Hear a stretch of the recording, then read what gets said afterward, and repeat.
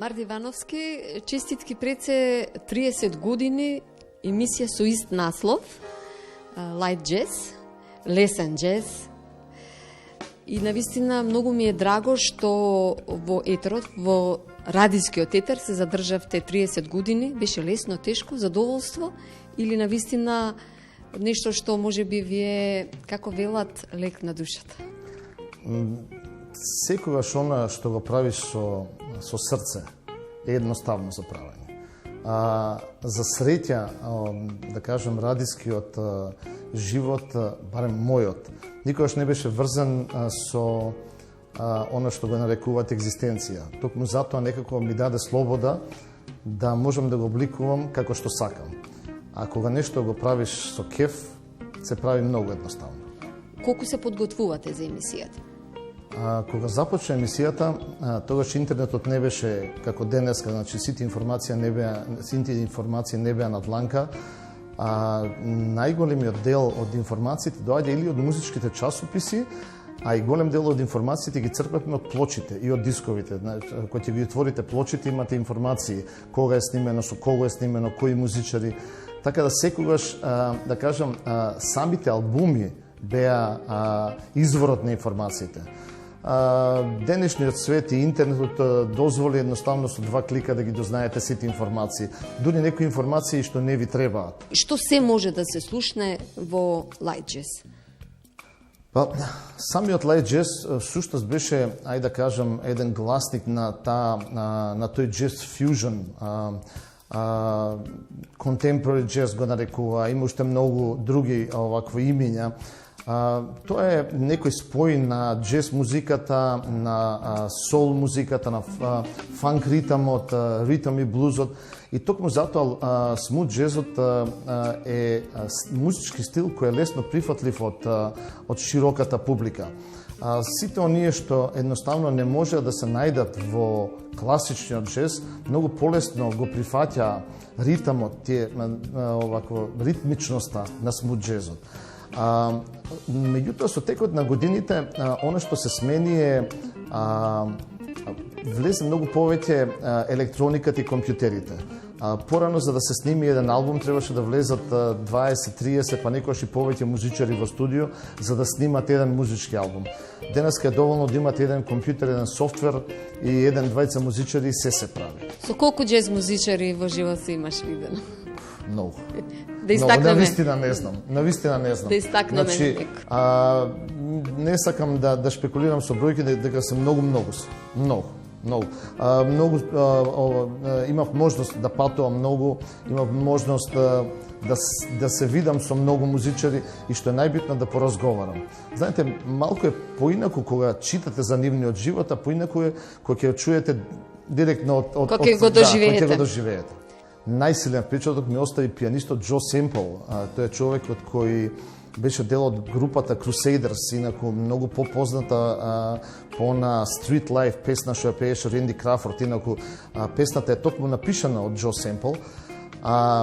Имав можност во Берлин да направам скоро еден часовен разговор со Џо Семпл и ќе видите, јас навистина не можам сега кога се потсеќам оваква, тоа се еден прекрасен муабет, еден прекрасен човек кој видел се во животот, меѓутоа останал многу скромен.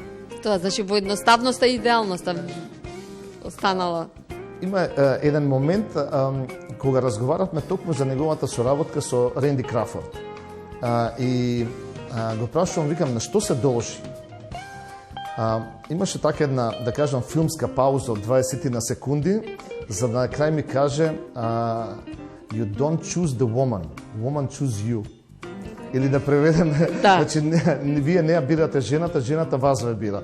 Вториот беше со човекот кој мене, да кажеме, ме внесе во светот на смут джез музиката, а тој е Џорџ Бенсон. Џорџ Бенсон успеав прв пат да го видам во Охрид, кога беше на Охридско лето, меѓутоа, знаете како, имаше премногу новинари, не успеав да влезам да разговарам со него. Меѓутоа се видовме втор пат во Сава центар во Белград и успеавме да поразговараме исто така. Знаете, човек што свирал буквално со Майлс Дейвис, па направил една фантастична соло кариера, е толку едноставен и толку питом за разговор, да едноставно не ги усеќате минутите, како не ги чувствувате минутите, како поминува разговор. Марти Ивановски, вие сте машински инженер.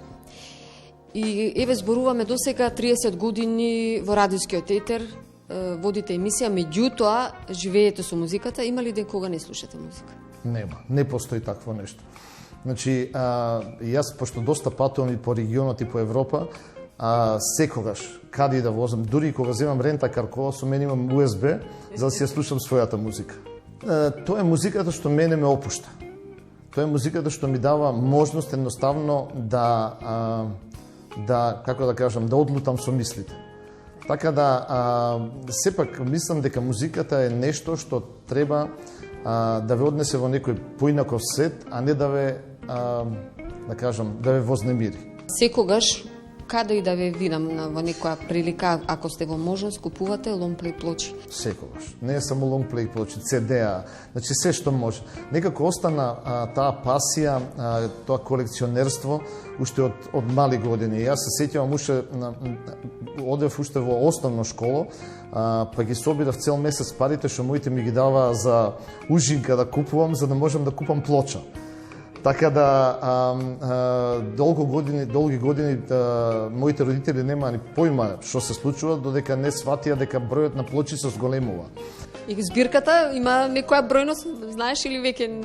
Огромна, јас сигурно се преку 1000 плочи, преку можеби 1500 дискови и така натака. Имаш соодветен простор за тоа? Има, да. Во куќата имам посебна просторија каде што е да кажам музичка соба, ја викаме сите, каде што стојат сите плочи, каде што стојат сите дискови. Не сме никој ништо да пипне? Не, нема проблем. Тука цела фамилија користи таа, дури децата се научија да се симнат и да преслушаат музика.